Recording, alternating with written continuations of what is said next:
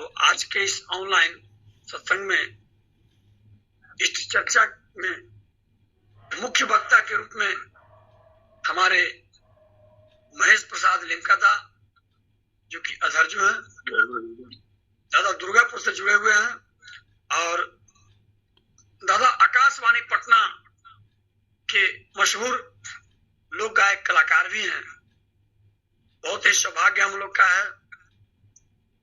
कहीं कोरोना काल बनकर के आया है, कहीं कोरोना वरदान बनकर के आया है। ये हम लोग का सौभाग्य है कि दादा का नाम सुन तो जरूर लेते, दादा को देख नहीं पाते। दादा के श्रीमुख से परमपिता के प्रति जो स्वतः अनुभूति है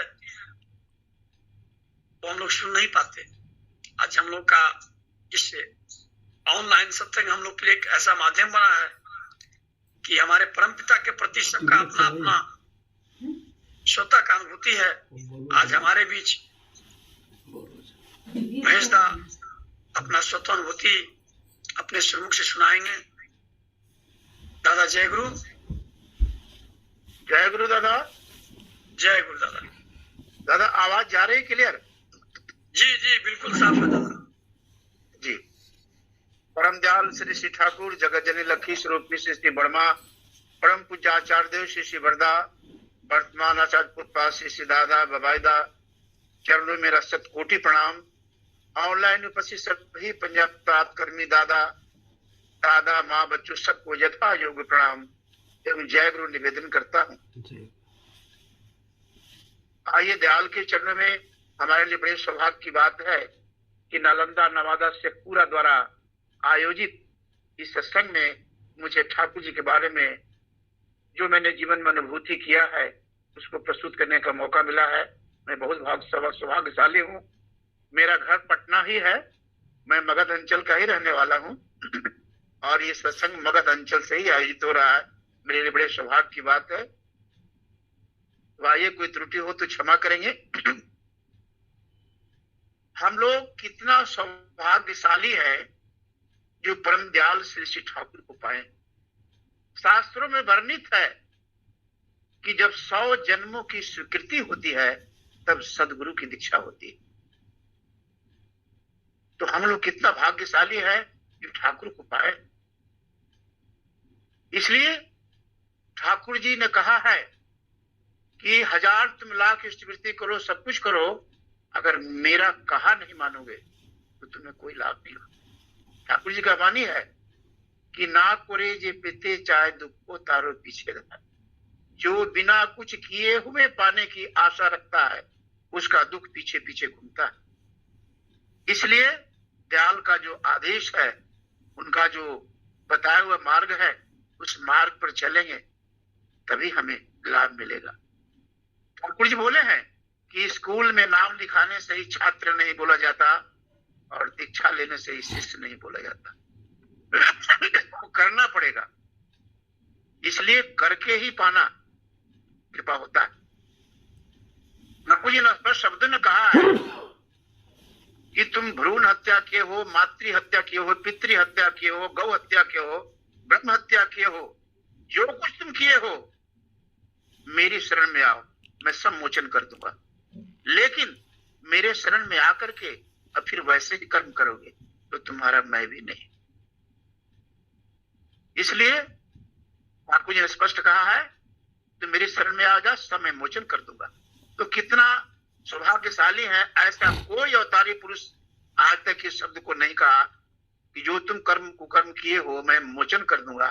ये आज तक कोई गारंटी नहीं दिया, लेकिन ठाकुर जी ने गारंटी दिया कि जो तुम किए हो आओ मेरे सामने सरेंडर करो, मैं सब मोचन कर दूंगा।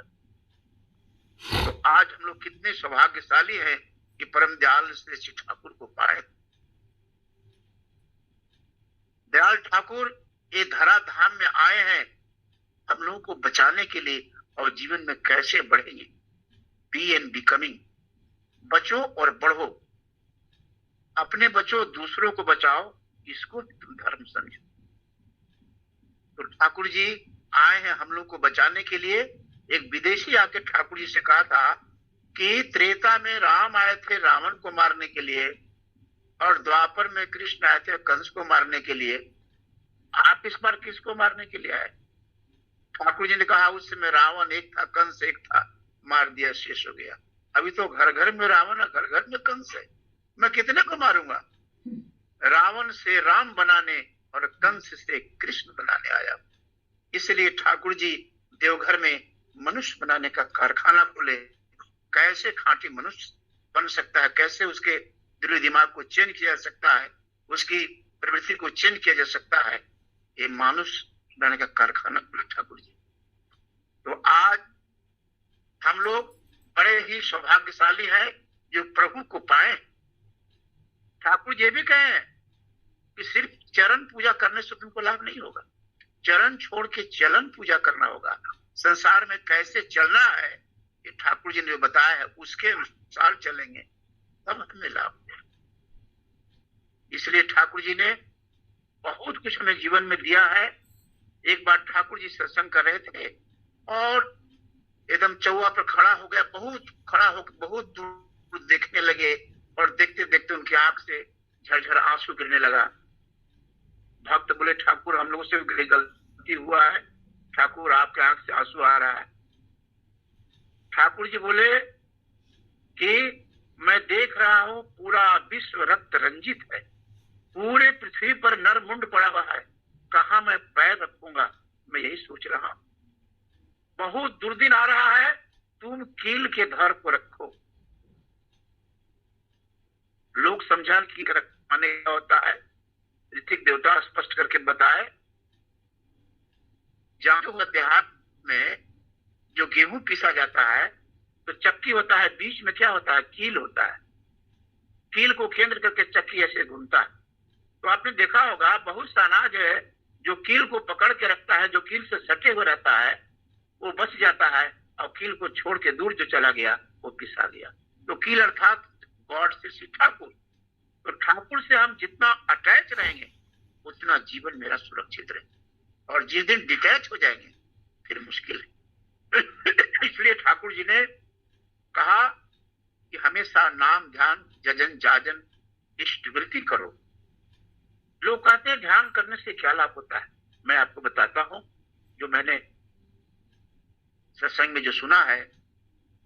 मनुष्य का जो ब्रेन होता है उस सेल, किसी का 10% ब्रेन ज्ञान का सेल 10% जागृत होता है, किसी का 15, किसी का 20, किसी का 30। जिसको जितना परसेंट जागृत है उतना परसेंट उसको ज्ञान होता है।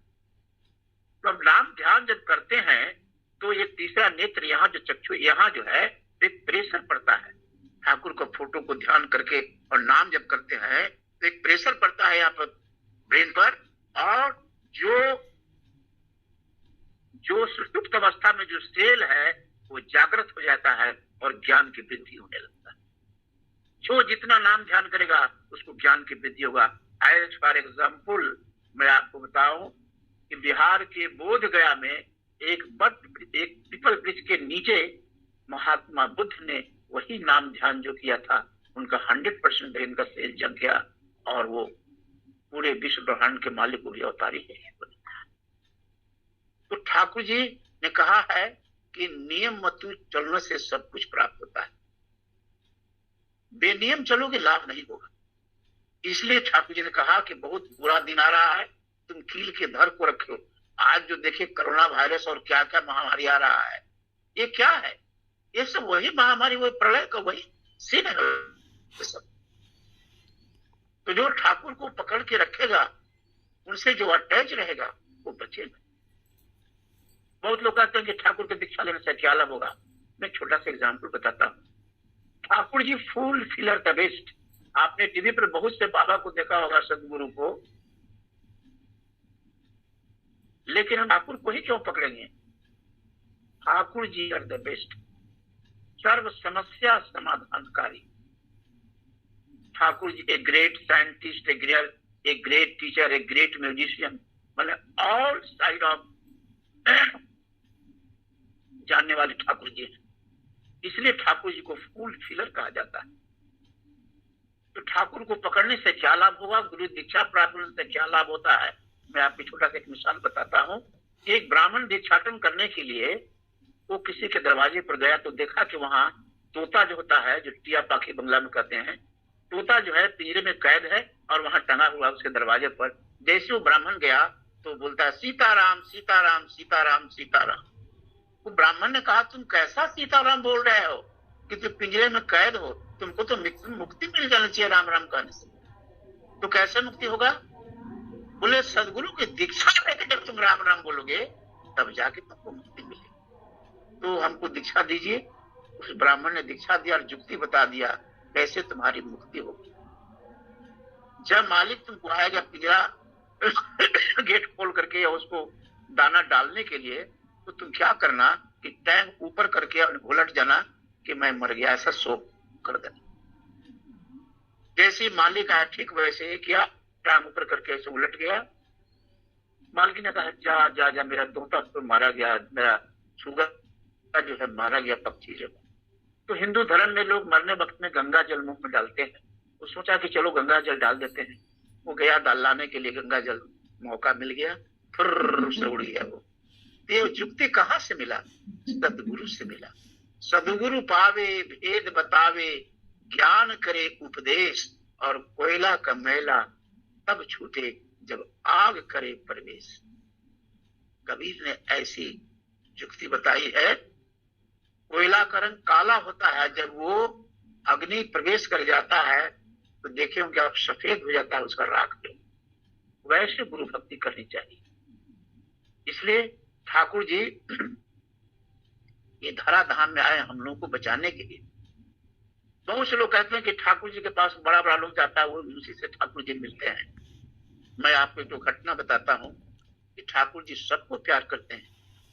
इस धरा धाम में हिंदू हो, मुस्लिम हो, सिख हो, ईसाई हो, अमीर हो, गरीब हो, सबको जो है वो प्यार करते हैं। एक छोटा सा घटना बताता हूँ। एक किसान था, उसके खेत में लाल साग बहुत ही सुंदर कोमल कोमल हुआ था। तो उसके मन में भाव आया कि ठाकुर जी के लिए लेके चलता हूँ लाल साग। वो टोकरी में धो धा के बढ़िया से परिष्कार करके और भीजे कपड़े से ढाक करके और लेके गया ठाकुर जी के पास में। सब लोग देखा कि लाइन लगा हुआ ठाकुर जी से मिलने के लिए, वो भी लाइन में खड़ा हो गया। सबके हाथ में देखा कि सेब है, अंगूर है, नाशपाती है, छुहारा है, किशमिश है, बादाम है। इतना कीमती कीमती है, मैं लाल साग लेके जा रहा हूँ। ठाकुर जी बोलेंगे तुम इतना ही मुझे प्यार करते हो कि 8 किलो साग उस समय था, इतने प्यार करते हो कि लाल साग मेरे लेके आए हो? ऐसा सोचने लगा मन में। वो लज्जा के मारे वो साग की टोकरी कहीं छुपा दिया और सोचा जब लाइन में लगा हूं तो ठाकुर से दर्शन कर लेता हूँ। जब ठाकुर जी के पास पहुंचा तो जैसे प्रणाम किया, ठाकुर जी अंतर्यामी ठाकुर जी कहते हैं कि क्या कहूँ, लाल साग खाए बहुत दिन हो गया, कोई भक्त मुझे लाल साग खिलाता तो बड़ा अच्छा होता। वहीं वो रोने लगा खुशी के मारे। खुशी के भी आंसू होते हैं। बोला ठाकुर मैं लेके आया हूँ, लज्जा के मारे छुपा के रखते, जाओ जाओ जल्दी लेकर के आओ। वो जाकर टोकरी लेकर के आए और ठाकुर जी को दिए। ठाकुर जी ग्रहण किए, बड़ माँ को बुलाए और बोले अच्छा से परिष्कार करके बढ़िया से साफ करके लाल साग बनाना, आज मैं साग भात खाऊंगा। तो ये है परम दयाल से ठाकुर, ये सबको प्यार करते हैं। ऐसी बात नहीं कि जो अमीर है उसी को प्यार करते हैं। हमारा जीवन का लौ जो होता है, जैसे दीपक जलता है, आपने देखा होगा कि तेल रहते हुए भी कभी कभी बत्ती की रोशनी कम हो जाती है। क्यों? कार्बन जम जाता है फुल्ली, तो उसको हम लोग कोई तिनके से उसको गिरा देते हैं फुल्ली को, कार्बन को, तो फिर तेज जलने लगता है। उसी तरह से हमारे जीवन में तेज कौन करते हैं? ठाकुर जी फुल्ली को साफ करते हैं और वही हमारे जीवन रूपी जो दीपक के लौ को तेज करते हैं। इसलिए ठाकुर जी को ग्रहण करना चाहिए हम लोग को अपने जीवन में और उनके बताए हुए मार्ग पर चलना चाहिए। ठाकुर जी का मैं बताता हूं कि गुरु दीक्षा लेने से क्या लाभ होता है। एक बार नारद का नाम सुना होगा। नारद जी हमेशा नारायण नारायण कहते रहते थे। विष्णु लोक में गए, वहां विष्णु जग हो रहा था, तो जहां बैठे थे वो जब जग समाप्त हुआ तो वहां से चले आए वापस। रास्ते में उनको याद आया कुछ कि विष्णु भगवान से कुछ बात पूछनी थी, मैं तो पूछा नहीं, चला आया। लौट के गए तो देखा कि वो जहां बैठे थे विष्णु जग में, वहां पानी से धोया जा रहा है। बोले भाई क्या बात है, जहां मैं बैठा था वहां धोया जा रहा है। बोला हाँ, जहां बैठे थे वो जमीन अशुद्ध हो गया। क्यों? मैं हमेशा नारायण नारायण बोलते रहता हूँ, मैं अशुद्ध कैसे हूँ? बोला जो सदगुरु की दीक्षा नहीं लिया उसका शरीर अशुद्ध माना जाता है। ऐसी बात है? बोला हाँ। तो नारद जी ने प्रभु से कहा, प्रभु मैं दीक्षा किससे लूंगा? तो विष्णु भगवान ने कहा, जाओ कल सवेरे प्रातः काल उठ के घर से निकलोगे, प्रथम व्यक्ति जो तुमको दिखाई पड़ेगा उसी से दीक्षा लेना। जैसे ही वो दरवाजा खोलता देखता है कि मछुआरा जाल लेके मछली पकड़ने के लिए जा रहे। ये नारद जी मन ही मन बोले, राम राम राम, इसको देख लिया मैं, ये तो मछुआरा है, अब मैं इससे दीक्षा लूंगा। लेकिन याद आ गया, विष्णु ने कहा कि जो पहला व्यक्ति दिखाई पड़ेगा उसी से दीक्षा लेगा। तो जो है कहा कि भाई दीक्षा दोगे हमको? तो वो कहा कि हाँ जरूर देंगे दीक्षा, हम बैठिए, पानी उनी ले आए, दीक्षा दिया। दीक्षा लेकर के विष्णु लोक में गए नारद जी। नारद जी से पूछा विष्णु ने, नारद दीक्षा लिया तुमने? तो बड़े गिरे मन से बोले, हाँ प्रभु दीक्षा लिया, मैं एक मछुआरा से लिया। हंसते हुए विष्णु भगवान बोले, वो मछुआरा नहीं था, मछुआरा के वेश में मैं था। तो ना जाने किस वेश में बाबा मिल जाए भगवान। तो इसलिए सदगुरु की दीक्षा लिए बिना शरीर अशुद्ध माना जाता है, इसीलिए सदगुरु की दीक्षा बहुत ही जरूरी है। ठाकुर जी एक बार जीवन में बोले थे कि एक पीठ बड़ खोखा एक पीठ आमी, माने हमारा बड़ा लड़का रुपया का एक पीठ मैं हूं और एक पीठ हमारा बड़ा लड़का है। जिस तरह से तुलसीदास ने त्रेता में लिखा था हनुमान जी के लिए कि राम काज लगी तब अवतारा, अर्थात श्री राम के कार्यों को पूर्ण रूप देने के लिए ही महावीर स्वामी का जन्म हुआ था। ठीक उसी तरह श्री ठाकुर के कार्यों को पूर्ण रूप देने के लिए पर्दा का जन्म हुआ था। इसलिए हनुमान कहा जाता है पर्दा। जैसे राम के हनुमान थे वैसे ठाकुर के थे श्री श्री पर्दा। तो पर्दा एक घटना बताता हूँ, पितृभक्ति कैसे की जाती है एक मिसाल बता रहा हूँ। हम लोग देवघर जाते हैं सीखने के लिए कि कैसे अपने परिवार में लोगों से प्रेम करना चाहिए। ठाकुर जी एक बार शाम को 4 बजे बड़दा को आश्रम में बोले कि बड़कोखा तुम देखने दाड़ाओ, यहाँ रुको मैं आता हूँ। तो बड़दा खड़ा हो गया वहां पर 4 बजे शाम को। ठाकुर चले गए और खा पी के सो गए, भूल गए कि मैं बड़दा को बोला हूँ वहां खड़ा होने के लिए। रात भर माघ के महीने में एक धोती और गंजी पहने, इतना शीत से पूरा गंजी उनका और धोती भीज गया था। जब प्रातः काल 4 बजे आश्रम के लोग मॉर्निंग वॉक में निकला तो देखा कि बड़दा खड़े हैं शीत में। बोले यार दादा यहाँ खड़े हैं? बोला हाँ ठाकुर शाम को 4 बजे बोले थे कि तुम ये खाने दौड़ाओ, ये खाने रुको, मैं आता हूँ। तो जब तक हमको जाने के लिए नहीं कहेंगे तब तक मैं कैसे जाऊंगा, आदेश नहीं करेंगे। देखिए मातृभक्ति पितृभक्ति अटूट जतो, सही छिले हुए कृति ततो, पिता श्रद्धा माँ में कान, वो लड़का हो शाम। ठाकुर जी को जाके ये खबर बताया गया कि बड़दा को ठाकुर बोले थे अब 4 बजे कहीं खड़ा होने के लिए, वो तो स्टेचू की तरह तो वहीं खड़े हैं अभी तक। ठाकुर जी दौड़े हुए आए और पिता पुत्र एक दूसरे से गले मिले, एक दूसरे से आंसू बहाने लगे। तो ये सब मालूम था ठाकुर को कि मैं बोला हूं बड़कोखा को यहाँ रुकने के लिए, लेकिन यह पिता पुत्र का लीला था लोगों को दिखाने के लिए कि पितृभक्ति कैसे की जाती है। कि रात भर जैसे वो शीतकाल में खड़े के खड़े रहे। इसलिए हम लोग को सीख लेना चाहिए। देवघर जाकर के देखे होंगे कि आचार्य देव जब बैठे रहते हैं चारपाई पर, आसन पर बैठे रहते हैं, बहू रानी चाहे उनका बाबाई दा, सिपाही दा, पिंकी दा, जो भी आते हैं खड़े रहते हैं। जब तक उनका कोई आदेश नहीं होता तब तक बैठते नहीं है। तो इसलिए ठाकुर जी हम लोग को जीवन में आर्ट ऑफ लिविंग, जीवन में कैसे रहना चाहिए, कैसे चलना चाहिए, उन्होंने हम लोग को सिखाया। तो ठाकुर जी एक अवतारी पुरुष हैं। बहुत लोग शक करते हैं अरे ठाकुर जी भगवान के अवतार हैं।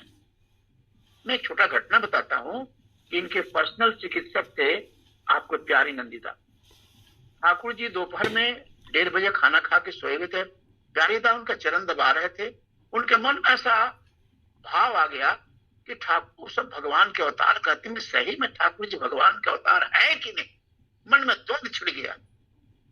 भक्त के मन की बात को अंतर्यामी प्रभु जान गए कि प्यारीदास को तो शक हो रहा है कि मैं भगवान कि नहीं, इसके शक को दूर करना होगा हमको। देखा गया कि ठाकुर जी के नाभि से एक ज्योति निकला, उस ज्योति से राम कृष्ण चैतन्य महाप्रभु गौतम बुद्ध जैसे क्राइस्ट मोहम्मद साहब जितने पैगंबर थे सब निकल रहे हैं उसमें से, और फिर उसी में समा गए। तो प्यारीदास बोल रहे ठाकुर मैं क्या देख रहा हूं? बोला प्यारी तुम बिल्कुल सही देख रहे हो। और उनका जो सत्संग का समाधान हो गया कि प्रभु वाकई में अवतारी पुरुष है, अवतारी नहीं, अवतार नहीं, अवतार ही है। जो जिनके शरीर के अंदर से राम कृष्ण गौतम चैतन्य महाप्रभु सारे लोग निकल रहे हैं, वो कौन हो सकता है? अवतारी। ठाकुर जी से कुछ मांगा नहीं जाता है, वो ठीक जानते हैं कि हमारा संतान किस हाल में है, वो ठीक पूर्ति करते हैं। छोटा घटना बताता हूं। एक माँ थी विधवा, उनकी 2 लड़की थी, दोनों युवती थी, ग्रेजुएशन दोनों को पढ़ाओ लिखा के बड़ा कर दिए थे। उनके पति का डेथ हो गया था, विधवा थी, और आप जानते हैं बेटी की शादी में दान दहेज वगैरह सब खर्चा काफी होता है, पैसा था नहीं। तो मन में भाव आया कि जाकर ठाकुर जी को निवेदन करूंगा कि कोई ब्राह्मण का लड़का बता दीजिए, उनको आदेश कर दीजिए, तो बिना पैसा के बिना तिलक दहेज के शादी मेरी लड़की से कर लेगा। यही सोच के ठाकुर जी के पास वो माँ जाती है, जाके जैसे झुक के प्रणाम करती है, प्रणाम करके उठती है कि ठाकुर जी को बोलूंगा ये बात को। तब इसको बोलने के पहले ठाकुर जी बोल दिए माँ को, अरे माँ सुनो, हमारे लिए 1 बोरा तुलसी का पत्ता ले आओ। ये तो बड़ा समस्या पड़ गई कि हमारे तो अपनी समस्या लेकर के ये और समस्या में डाल दिए। तुलसी पत्ता अभी 1 बोरा कहाँ से ले आऊंगा? लेकिन गुरु का आदेश था, सिर उधार्ज करके चल दी। खोजते खोजते उसको पता चला कि फलाने गांव में जो है तुलसी का पेड़, एक बगान है पूरा एकदम एक ब्राह्मण के घर में। वहां गए, जाकर के उनसे मिली और निवेदन किया कि दादा आपके पास तुलसी का पेड़? बोला हाँ है माँ, बैठिए। कहाँ से आए? तो बोला फलाना जगह से आए। बैठिए माँ। कितना चाहिए? बोला 1 बस्ता चाहिए, 1 बोरा चाहिए हमको। ठीक है माँ, मिलेगा। वो 2 बेटा था उसका, दोनों बैंक में प्रोबेशनरी अफसर में ज्वाइन किया था। वो दोनों बेटा को बुलाया, बोला बेटा जाओ तो माँ के लिए तुलसी पत्ता लेकर के आओ। वो चला गया तुलसी पत्ता लाने के लिए। इधर पूछते हैं कि परिवार में कौन कौन है? बोला हमारा पति का तो डेथ हो गया, हम विधवा है, हमारी 2 लड़की है, शादी का समस्या है। ठाकुर जी के पास गए थे समस्या समाधान के लिए और हमको भेज दिया कि तुलसी का पत्ता ले। वो ब्राह्मण बोला माँ आप लड़की हमको दिखाइए, ये जो लड़का हमारा तुलसी पत्ता लाने गया उसको देखा आपने? बोला हाँ। कैसा है? बोला अच्छा लड़का। तब तक आ गया तुलसी पत्ता लेके 1 बोरा। बोला दोबारा देखिए लड़का को, दोनों को देखिए। तो लड़का तो बहुत सुंदर है, अब लड़की आप दिखाइए, अगर लड़की पसंद हो गया तो मैं बिना तिलक दहेज के शादी करूंगा ठाकुर जी के आश्रम। मैं भी दीक्षित हूँ। दोनों पार्टी जाते हैं ठाकुर जी के आश्रम में, वहां और प्रणाम करते हैं कि अब बताएंगे कि इन्हीं का लड़का है, ये तैयार है शादी के लिए। तो ये बोल ही नहीं पाए कि ठाकुर जी हंसते हुए बोलते हैं बोलो माँ तुम्हारी लड़की के लिए वर कैसा मिला, लड़का कैसा मिला। तो ये है अंतर्जामी। ठाकुर जानते हैं कि मेरे पास किस लिए आया है और समाधान किया। इसलिए ठाकुर जी से मांगना नहीं पड़ता है, वो ठीक वो देते हैं। एक बार की बात है, एक वकील था, उसको वकीली नहीं चलता था। वकीली बहुत लोग है कि वकीलों को लाख लाख रुपया फीस है, किसी का जैसे पेट भी नहीं चलता है, सब वकील लोग होता है। तो उसका वकीली नहीं चल रहा था, बड़ा समस्या था बच्चों को खाने पीने का। तो उसकी पत्नी बोली जाइए ठाकुर जी को दर्शन कीजिए, ठाकुर जी को दर्शन करने से लाभ होता, आमदनी होता है। बोला ऐसी बात है? बोला हाँ। वो गया ठाकुर जी के आश्रम में, वकील जाके ठाकुर जी को प्रणाम किया। प्रणाम करके बैठा तो ठाकुर जी बोलते ऐ सुनो, हमको 5 रुपया दोगे तुम? और उसके पास 5 ही रुपये था, और ठाकुर मांग लिए तो देना पड़ेगा। ठाकुर जी को 5 रुपया दे दिया। मन ही मन सोचने लगा कि मैं अपनी समस्या के लिए आया था, ये तो और समस्या खड़ा कर दी। जो भी चावल लाने के लिए रखा था मैं 5 रुपया, क्योंकि उस जमाने में 5 रुपया में बहुत कुछ जाता था। उस समय के 5 रुपया, इस समय के 5,000 रुपया दोनों बराबर।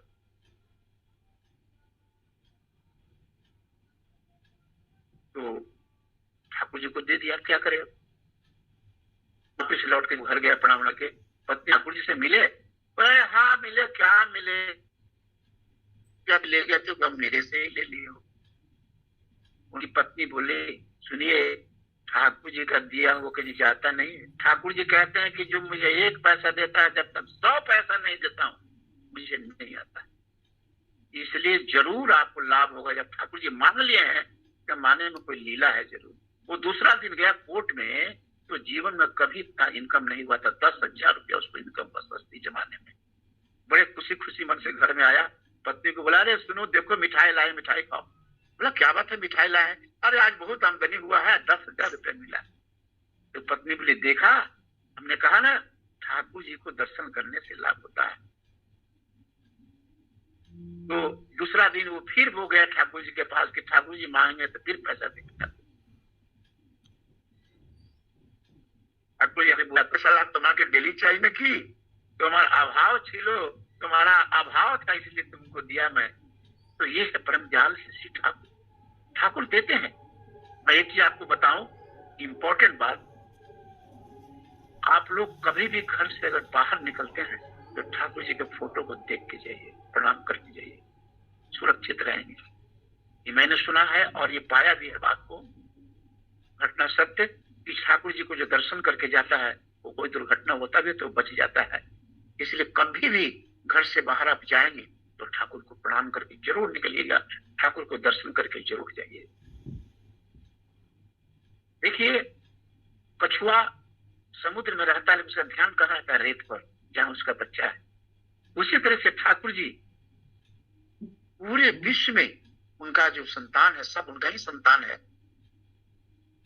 आपको केष्टोदा की घटना बताता हूं। केष्टोदा एक वैज्ञानिक थे, सीवी रमन के असिस्टेंट थे। तो तिथि में, ग्रीष्म काल में, गर्मी की छुट्टी में वो कलकत्ता आते थे। तो उनका जो दोस्त था वो दीक्षित था, बोला केष्टोदा चलो ना आश्रम में ठाकुर जी का, तो ठाकुर जी का दर्शन करके आए। क्यों क्यों क्या बात है? बोले अच्छा वहां खाना मिलता है खाने के लिए, चलो ना, बड़ा अच्छा जगह। वो कहने से चला गया। तो जाके ठाकुर जी को साष्टांग प्रणाम किया वो व्यक्ति, लेकिन केष्टोदा ने ऐसे मुड़ी झुका के प्रणाम कर लिया, फॉर्मेलिटी। और दूसरा दिन और खाने के लिए बोले कि चलिए आनंद बाजार में आनंद विहार करेंगे, भोजन करेंगे, प्रसाद पाएंगे। तो गए तो पता चला कोई दिन खिचड़ी बना है। तो केष्टोदा ने कहा कि नाम है आनंद बाजार, अब बना है खिचड़ी, हम नहीं खाएंगे, हम जाते हैं होटल में, कहीं मीट वगैरह मछली होगा तो हम खाएंगे। वो गए बाजार में, वहां गए, कहीं भी होटल में उस दिन देखे ठाकुर की लीला, मीट मछली उनको कहीं नहीं मिला।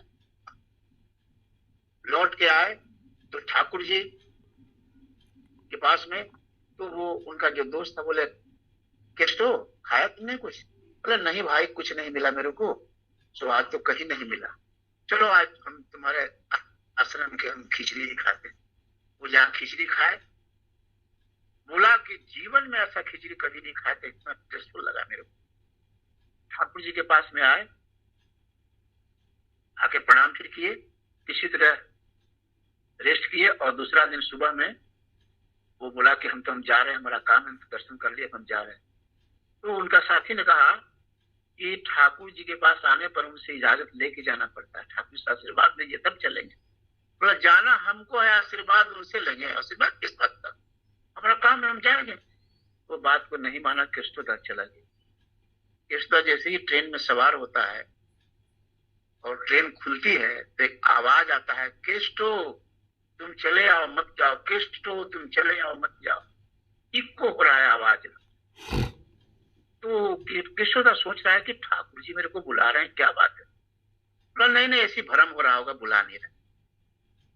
दूसरा स्टेशन पार किया, फिर आवाज होने लगा, केष्टो तुम चले आओ, केष्टो तुम मत जाओ, चले आओ चले आओ। फिर भी नहीं रुका, तीसरा स्टेशन पार कर गया, केष्टो तुम चले आओ, केष्टो तुम चले आओ। तब वो कहा कि इसमें कोई बात है जरूर, चलो मैं लौट जाता हूँ। रिटर्निंग ट्रेन से केष्टोदा आश्रम में चले आए। जब आए तो देखा कि आश्रम के गेट पर काफी भीड़ लगा हुआ है। तो काहे का भीड़ लगा हुआ है? तो रेडियो में न्यूज आ रहा है कि ट्रेन जो खुली थी फलाने स्टेशन से, वो चौथे स्टेशन में जाके दुर्घटनाग्रस्त हो गई, पुल टूट गया और 2 बॉगी इंजन से सटे हुए दोनों पानी में गिर गया, बहुत आदमी मर गए। और इस सेकंड बॉगी में ही केष्टोदा थे। जब ये सुने तो इनका दिमाग ही उड़ गया, अरे बाप रे, इसीलिए मेरे को ठाकुर मेरे को बोले केशव तुम चले आओ चले आओ। ठाकुर जी को जाकर के साष्टांग प्रणाम किया, ठाकुर जी के पास जाकर रोने लगा, बोला ठाकुर हमको आप बचा लिए। ठाकुर जी आश्रम में रखे और ठाकुर जी बोले तुम वैज्ञानिक हो ना? बोला हाँ। बोला दिन में तुम तारा दिखा सकते हो आकाश में? बोला दिन में तारा कौन दिखाएगा, दिन में तो तारा दिखाई पड़ता नहीं है, सूरज की रोशनी से वो जैसे डिसअपियर रहता, गायब रहता, पता नहीं चलता है। बोला मैं दिखाऊंगा। ठाकुर जी केष्टोदा के पीठ पर हाथ रखे बोले आकाश में देखो। आकाश में देखे चारों तरफ तारा ही तारा नजर आता। फिर ले गए ठाकुर जी अपना जो उनका विज्ञान केंद्र था वहां गया केष्टोदा, और जब वहां गए तो वहां देखा कुछ ऐसा चीज जो भारत सरकार के रिसर्च सेंटर में नहीं था। बोले अरे बाप रे, इतना बड़ा चीज यहाँ है। और ठाकुर जी के आश्रम में वहीं रह गए, अब जाने का नाम ही नहीं ले रहे हैं। घर में किसी तरह खबर दे दिए कि मैं नहीं जाऊंगा, मैं ही रहूंगा। बहुत परिवार लोग उनका बोले लगे कि आप आ जाओ, लेकिन ठाकुर जी जब आदेश की जाओ घर से घूम के आओ, और जीवन भर ठाकुर जी रह गए आश्रम में, और वो पद से रिजाइन कर दिए। आपको वैज्ञानिक जो पद पर थे कार्यरत, सीवी रेमन के असिस्टेंट, और ठाकुर जी के आश्रम में जीवन भर रह गए। उनका पूरा नाम था कृष्ण प्रसन्न भट्टाचार्य, केष्टोदा शॉर्ट में उनको कहते। तो ठाकुर जी अंतर्जामी है, ठाकुर सब जानते हैं कि कहाँ क्या होने वाला है। ये विश्व ब्रह्मांड के मालिक हैं। हम लोग का जीवन धन है जो प्रभु को पाया। सातपति पत्रिका में मैंने पढ़ा है, जो देवघर से निकलती है, कि ठाकुर जी अंतरिक्ष में बहुत से उपग्रहों में घूमे हैं और सूरज में भी प्रवेश किए हैं। अभी किसी के सामने बोलूंगा तो वो विश्वास नहीं करेगा, जबकि वैज्ञानिक भी अब सिद्ध कर रहा है। ठाकुर जी बोले हैं कि सूरज के भीतर में काफी कूल है, एकदम ठंडा है। ये विज्ञान भी जो सो अब प्रूफ करने लगा है। तो ठाकुर जी क्या नहीं थे, ए great scientist, a great teacher, a great politician, A great musician. आपको पीसी सरकार का नाम सुना, वो जो जादू दिखाता था, वो ठाकुर जी के पास में गया था कि मैं ठाकुर जी को सम्मोहन कर लूंगा मैं, लेकिन उल्टा वो ठाकुर जी उसे सम्मोहन कर लिए और ठाकुर जी को प्रणाम किया। और वो ठाकुर जी के पिताजी भी, ये पीसी सरकार के पिताजी भी दीक्षित थे। तो ठाकुर जी में थे, उतना विश्व ब्रह्मांड के मालिक है, कैसे ना हो। इसलिए ठाकुर जी का जो नियम विधि है वो पालन करके हम लोग को चलना चाहिए। जैसे हनुमान जी की घटना बताता हूं कि एक बार जब वो लंका पर विजय प्राप्त करके जब पुरुषोत्तम श्री राम पूरे भाल बंदरों के साथ वापस अयोध्या लौटे, तो पारितोषिक वितरण हो रहा था। उसी क्रम में माँ सीता ने अपने गले का हार उतार करके उनकी बहादुरी को देखते हुए हनुमान जी को दे दिया, गले में डाल दिया। हनुमान जी गले से माला निकाल करके उसको देखने लगे और एक एक मोती को दांत से काट करके फेंक रहे हैं। तो बंदर जाने आदि के सवाद ऐसा शब्द निकल गया माँ के मुख से, सीता माँ के मुख से। हनुमान जी सुन लिए, बोले माँ ऐसी बात नहीं है, मैं देख रहा हूं कि इसमें पुरुषोत्तम श्री राम है कि नहीं, जिसमें प्रभु नहीं वो माला मेरा किस काम का, मैं वही देख रहा हूं। तो क्या तुम्हारे में है राम? बोला हाँ, मैं अभी दिखाता हूं। वे सीना फाड़ के दिखाए तो राम और सीता दोनों हृदय में बैठे हुए। इसलिए ठाकुर जी की दीक्षा लेकर के हनुमान की तरफ अपने जीवन में बिठाना चाहिए। ठाकुर जी ये भी कि एक बार की सीता माँ सिंदूर लगाई थी तो पूछे, ए माँ सिंदूर क्यों लगाती हो लाल? बोला इससे प्रभु खुश रहते हैं, उनकी आयु बढ़ती है। वो पूरे शरीर में माख लिए हनुमान जी। उसी तरह से हम लोग को ठाकुर मुखी होना चाहिए, ठाकुर के एक एक शब्दों को अपने जीवन में उतारना चाहिए। दादा अगर समय हो गया तो बोलेंगे, मैं अपनी वाणी को विराम दूंगा। दादा जय गुरु। जय गुरु दादा। समय चुका है दादा जय गुरु। जय गुरु दादा, जय गुरु। समय हो गया दादा? जी हो चुका है। अच्छा चलिए, मैंने जो दयाल के बारे में जो अपनी अनुभूति जो बताया, मैं सबों से प्रार्थना करता हूं कि आप लोग अपने जीवन में उसको प्रैक्टिकल रूप दीजिए, उतारिए, तभी दीक्षा लेने का मतलब होगा। नहीं तो वही ठाकुर जी बोले हैं कि स्कूल में नाम लिखाने से छात्र नहीं बोला जाता, दीक्षा से नहीं बोला जाता। तो सभी से प्रार्थना है कि ठाकुर जी की एक एक वाणी को अपने जीवन में उतारिएगा। इन्हीं शब्दों के साथ सबों की मंगल कामना करते हुए मैं अपनी वाणी को विराम देता हूँ। जय गुरु दादा। जय जय गुरु जय गुरु। अभी हम लोगों के पास ऐसा लग रहा था कि सामने बैठ करके हम लोग ऑनलाइन नहीं, हम लोग ऑफलाइन सत्संग का आनंद ले रहे थे। ऐसा लग रहा था कि महेश दा हम लोगों के बीच में बैठ करके परम पिता का चर्चा कर रहे थे। कितना सुंदर भाव कि अपनी भावधारा में चलते चलते कोई समय अगर लोगों को कहा जाए 5 मिनट लो तो बहुत भारी लगता है, लेकिन परम पिता की इस चर्चा में अगर समय का कोई अगर नहीं होता इस सत्संग में तो पता नहीं भी हमारे लिमकादा विवेकानंद स्वामी के जैसे घंटों बोलते रह जाते, फिर भी परम पिता की वाणी खत्म नहीं होती। बहुत लग रहा था। अभी मैं सर्जरी डॉक्टर प्रकाश दास जुड़े हुए हैं। मैं प्रकाश दास से आग्रह करता हूँ अभिनंदन करें। वंदे पुरुषोत्तमम वंदे पुरुषोत्तमम वंदे पुरुषोत्तमम। जय गुरु दादा। जय गुरु दादा। जय गुरु जय गुरु। जय गुरु दादा। हमारे श्रद्धेय लिमकादा आज हम सबों के बीच अपना बहुमूल्य समय का योगदान किए, और ये मुस्कुराता हुआ चेहरा मैं आज से नहीं देख रहा हूँ। श्रद्धेय दादा का क्या कहना है, कहते हैं कि जो भरा नहीं है भाव से, जिसमें प्रेम रसधार नहीं, वो हृदय नहीं, वो पत्थर है जिसमें मेरे ठाकुर का प्यार नहीं। ठाकुर का प्यार हृदय में समाये हुए लिमकादा हमारे आज इस नालंदा नवादा शेखपुरा कंबाइंड सत्संग में अपनी अनुभूतियों को तो शेयर किए ही, साथ ही प्रभु की चर्चा ऐसे प्रस्तुत किए कि हम सब तन्मयता के साथ श्रवण कर रहे थे। लग रहा था कि घंटों सुनते रहें। तरह तरह की घटनाएं, तरह तरह का प्रसंग जिससे हमारा जीवन उद्वेलित हो रहा था, आनंदित हो रहा था, और संपूर्ण वातावरण सत्संग का आज भावमय इष्टमय इष्टमुखर हो चुका। मैं जितनी भी प्रशंसा करूं हमारे दादा का वो कम होगा,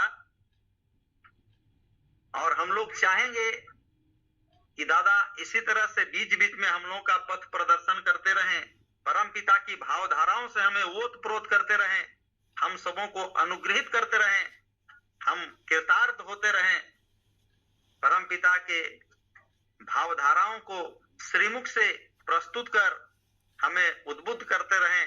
आज आपने बहुमूल्य समय का योगदान किया इस सुंदर सत्संग में, आपको अशेष धन्यवाद और आभार अभिनंदन करता हूं। इसी प्रकार सत्संग में युक्त होकर हमें इष्ट चलन को प्रेरित करते रहें दादा, ताकि हम सबों का भी जीवन धन्य हो। हमारी भक्ति परम पिता के इष्ट चरण में इष्टचल जीवन की कामना करती रहे। मैं देख रहा हूं हमारे श्रद्धेय दादा मुस्कुरा रहे हैं, और यही मुस्कान है परम आनंद की। दादा समय हो गया, मैं ज्यादा नहीं बोलूंगा। बहुत बहुत धन्यवाद दादा, आपने समय दिया हम सबों के बीच।